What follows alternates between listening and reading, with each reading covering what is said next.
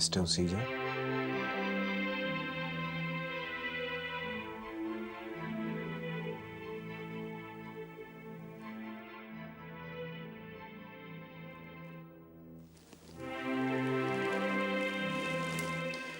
Mister उसीजा, ऐसे मत देखिए मेरी तरफ प्लीज। मैं पहले ही अपने आप से बहुत नाराज और शर्मिंदा हूं।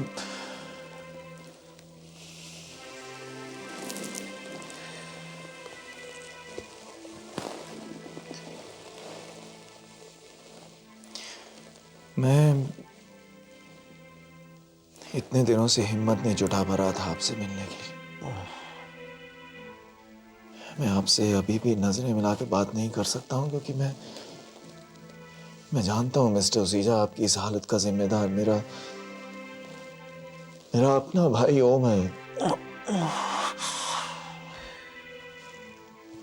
आपके एहसानों के बदले में मैं कभी कुछ नहीं कर पाया। आपने, द्वारका अंकल ने क्या क्या नहीं किया हम लोगों के लिए, लेकिन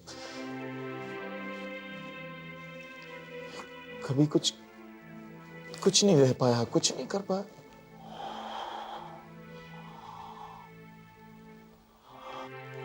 यहां तक कि जब सुनीता और ओम ने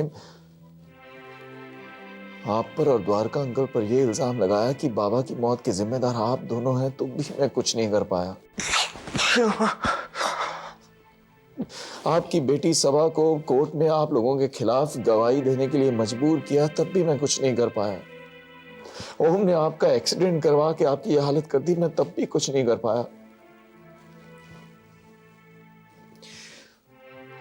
और अब भी जब द्वारका अंकल की बेटी को, मेघा को ओम ने अगवा कर लिया, मैं कुछ नहीं कर पाया।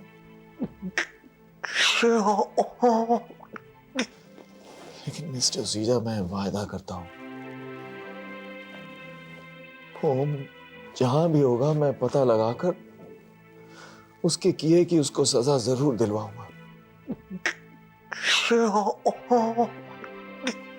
और इसके लिए चाहे मुझे जो भी करना पड़े मैं करूंगा।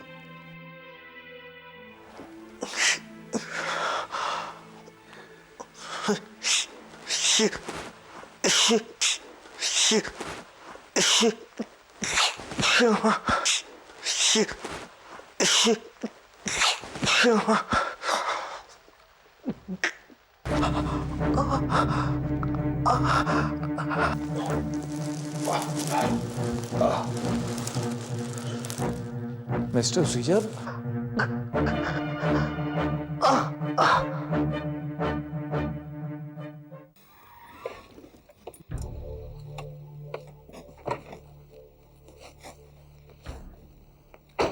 क्या मांगता है? आपा से मिलना है।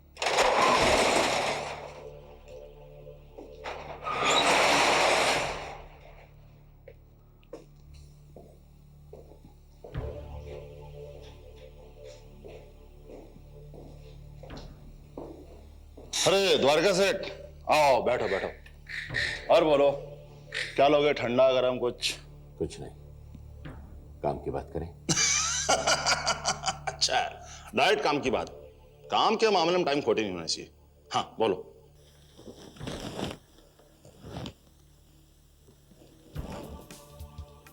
इसे खत्म करना है। ये लड़की इसके साथ है, इसे कुछ नहीं होना चाहिए। ये मुझे सही सलामत चाहिए। इस लड़के का नाम और ये लड़की क्या कोई तुम्हारी सगे वाली है? लड़के का नाम ओम कपूर, लड़की का नाम मेघा द्वारकानाथ मल्होत्रा। इससे ज्यादा मैं और कुछ नहीं बता सकता।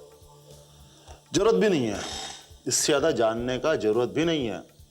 सब समझ गया मैं, तुम्हारा काम हो जाएगा। 10 पेटी।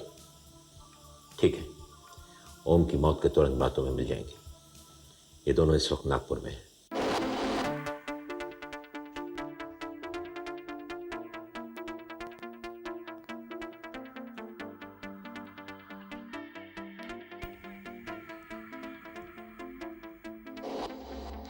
क्या बात है, तुम इतनी उदास क्यों लग रही हो? ओम, हम दोनों शादी कब करेंगे? तुम्हें अचानक ये बात कैसे सूझी? पहले मेरी बात का जवाब दो। हम दोनों शादी कब करेंगे? क्यों? तुम्हें मुझ पर भरोसा नहीं? बात भरोसे की नहीं है ओम। कई दिन हो गए मुंबई से यहाँ आए हुए, ना कहीं पर आना जाना, ना किसी से मिलना। मैं अपने आप को यहाँ पर एक कैदी जैसा महसूस कर रही हूँ। देखो, मैं तुम्हें दोष नहीं दे रही हूँ। मैं जानती हूँ कि तुम ये चाहते हो कि हमारी शादी जल्द से जल्द हो जाए, लेकिन मुझे हमेशा ये डर लगा रहता है कि कोई मुझे तुमसे अलग ना कर दे। मेघा, मेरा भरोसा करो। मैं तुमसे शादी करना चाहता हूँ, लेकिन तुम्हारे डैडी की मर्जी से, उनके आशीर्वाद से। हाँ, ये बात अलग है कि वो ही नहीं चाहते, लेकिन तुम फिक्र मत करो। हम दोनों की शादी होने से हमें कोई नहीं रोक सकता। डॉक्टर, मिस्टर ओसीजा कैसे हैं? Don't worry, he's all right now. उनको हुआ क्या exactly? Well, it was a sort of mild attack. Attack? देखिए, ऐसा लगता है कि उन्हें कोई गहरा शॉक लगा था, जिसकी वजह से उनकी बॉडी ने ओवर रिएक्ट किया था। एंड यू नो, अगर कोई पैरालिटिक पेशेंट की बॉडी ओवर रिएक्ट करती है, then it can cause a mild attack. My God. पर अब ठीक तो है ना डॉक्टर वो? Don't worry, he is perfectly all right now. In fact ये अटैक उनके लिए ब्लेसिंग इन डिस्गाइज था। यू नो, कभी कभी शॉक वो काम कर जाता है जो कि मेडिसिन नहीं कर पाती। You will be happy to know that उनकी आवाज लौट आई है। बाय द वे, आप शिवम ही है ना? जी। पेशेंट आपसे मिलना चाहते हैं। He wants to talk to you. जी doctor, thank you so much. Thanks.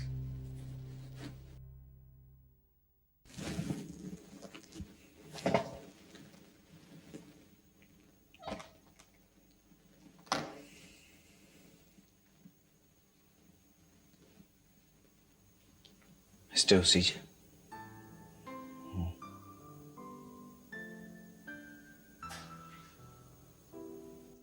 कैसी तबीयत है आपकी?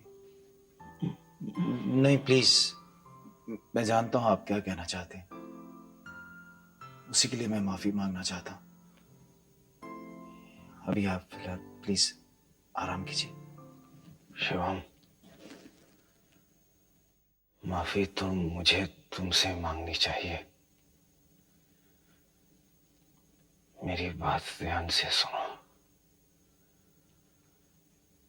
मेरी इस हालत का जिम्मेदार द्वारकानाथ मल्होत्रा है।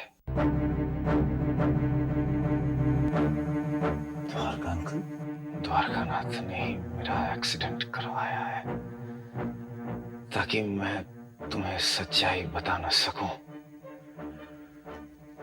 शिवम, सभा ने अदालत में जो कुछ भी कहा वो सच है, 100% सच।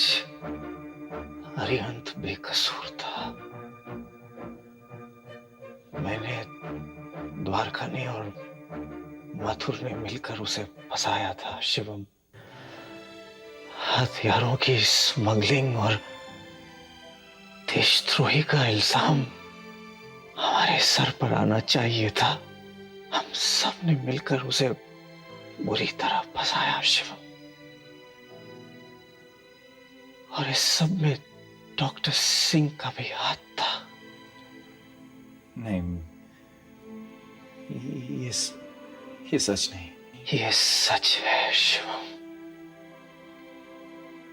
ये सब बिल्कुल सच है। मथुर का खून भी मैंने द्वारका के कहने पर किया था, क्योंकि मथुर तुम्हें सच बताने वाला था। शिवम, द्वारका बहुत कमीना और नीच इंसान है। उसके हर पाप में मैं बराबर का हिस्सेदार हूं। जब तुम मुझसे माफी मांगने आए थे तो असल में मैं तुमसे माफी मांगना चाहता था।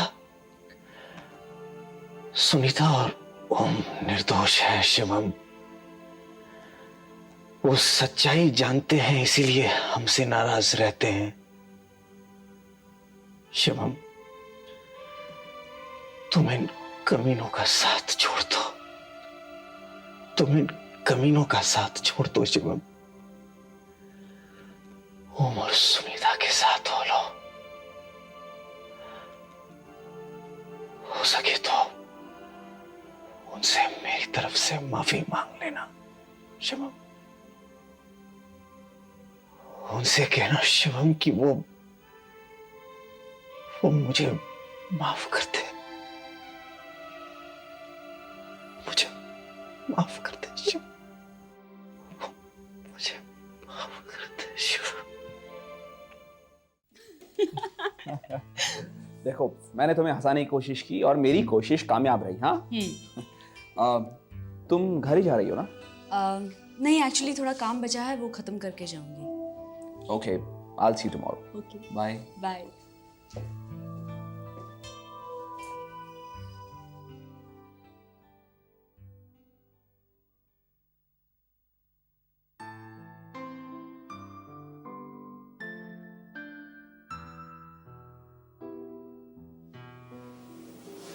भैया,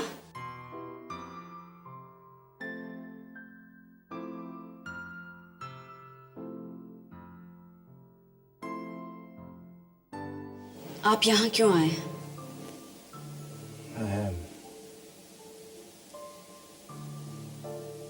माफी मांगने आया हूँ सुनीता। अब आपने ऐसा क्या कर दिया कि आपको माफी मांगने के लिए यहाँ आना पड़ा?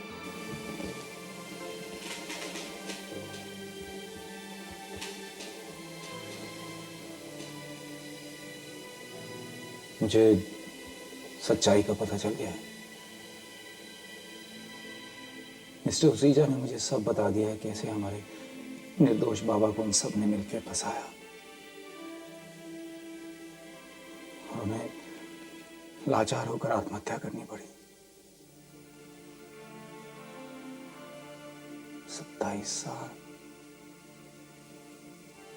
27 साल जिस बोझ को लेकर हम जिए, वो बोझ हमारा था ही नहीं, हम पर थोपा गया था।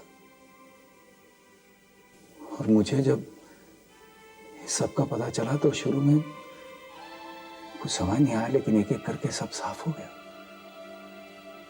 सबसे पहले तुम्हारा और ओम का ख्याल आया मेरे दिमाग में। कितना गलत किया मैंने जो तुम दोनों पे इल्जाम लगाया। ओम को तो मैं कातिल समझने लगा था। और जानते हो, मिस्टर उसीजा का एक्सीडेंट भी उस द्वारकानाथ मल्होत्रा ने करवाया था। और दिनों दिन हम अंधे होकर उस पर विश्वास करते रहे। हम नहीं, आपने उन पर विश्वास किया क्योंकि आप सच्चाई जानना ही नहीं चाहते थे, या फिर यूं कहिए कि आप सच्चाई का सामना ही नहीं करना चाहते थे। और आज आप कितनी आसानी से माफी मांग सकते हैं, कितनी आसानी से यह कह सकते हैं कि मैं गलत था। आप हमेशा से ही ऐसे हैं मिस्टर शिवम कपूर। आपने हमेशा आसान ही रास्ता चुना है और हर चीज आपके लिए एक बोझ है। यहां तक कि आपके भाई बहन जब आपको बोझ लगने लगे तब आपने उनका साथ छोड़ दिया, और आज आप यहां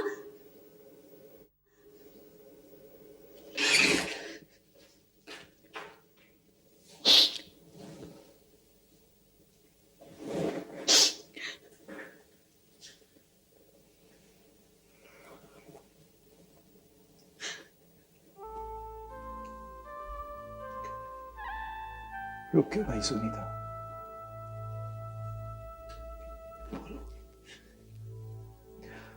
तुम जो कहोगी मैं सुनूंगा, क्योंकि मैं गुनहगार हूं। बाबा का, माँ का, तुम्हारा, उनका, सबका। ये सच बात है कि मैं परेशानियों से दूर भागा। हर चीज को मैंने बोझ समझा, लेकिन तुम्हें और ओम को कभी बोझ नहीं समझा। तुम तो मेरा सहारा थे दोनों। मैं डरता था कि कहीं हमारा अतीत, हमारा बीता हुआ कल हमारी आज की जिंदगी में तूफान न ले आए। शायद यही वजह थी कि मैं सच्चाई से दूर भागा। बस। लेकिन मैं बुरा आदमी नहीं हूं सुनीता। मैं बुरा आदमी नहीं हूं सच।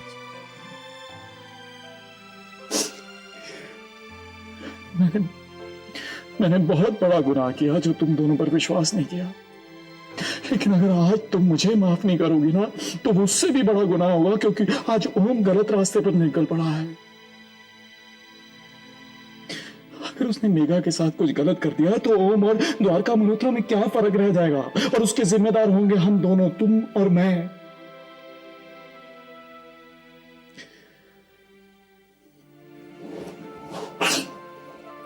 देखो सुनीता, अगर तुम मुझे माफ नहीं करोगी ना, तो ओम भी मुझे माफ नहीं करेगा। मेरा विश्वास करो सुनीता, मैं वापस आ गया हूं। तुम्हारा भाई वापस आ गया। मैंने बाबा को मरते देखा, और अब अगर ओम को कुछ हो गया ना, तो जाने दो।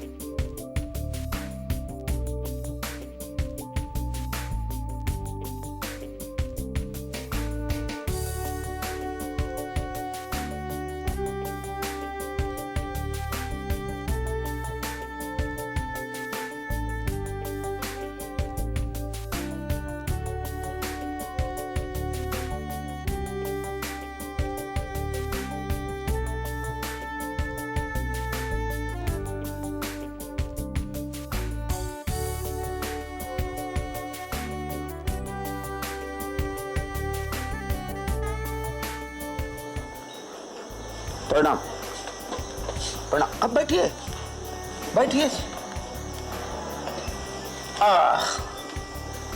सुनीता जी नमस्ते। हम आपसे कभी मिले नहीं हैं, लेकिन ओम बहुत इज्जत करता है। कहिए ना, कैसे आना हुआ? जी वो हम जानना चाहते हैं कि ओम कहाँ है।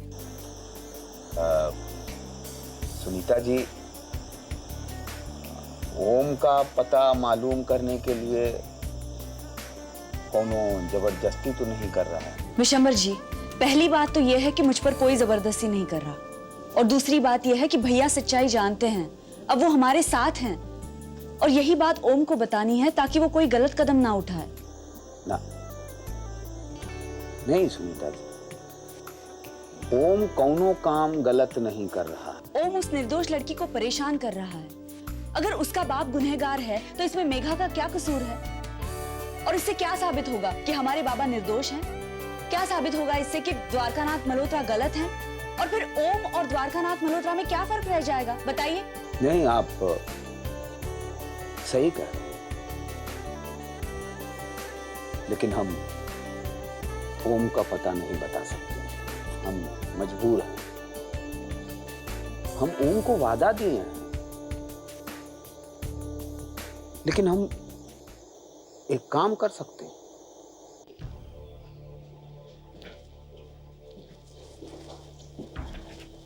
इधर द्वारिका सेठ किधर बैठता है? आप कौन? मैं अप्पा। बोल अप्पा मिलने को आया।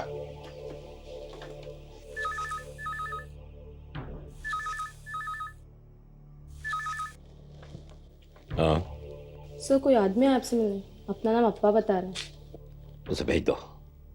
और सुनो, कोई मुझे डिस्टर्ब ना करे, कोई फोन कॉल्स भी नहीं। आपको अंदर बुलाया, वो क्यों? मैडम आपका लंच रेडी।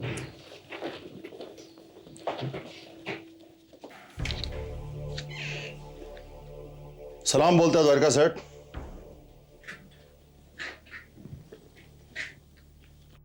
तुम्हें यहाँ ऑफिस में आने की क्या जरूरत थी?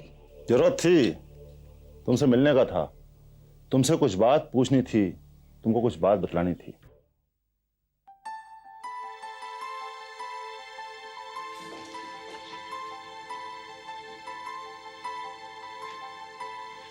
शोभा भी कमाल है, फोन ऐसे ही रख के चली गई। हेलो, क्या बात है? ओम को पता चल गया। तो उसे खत्म क्यों नहीं कर देते? ओम विशंभर का आदमी है, वो तुम्हारी लड़की को उठा के ले गया और तुमको ब्लैकमेल कर रहा है।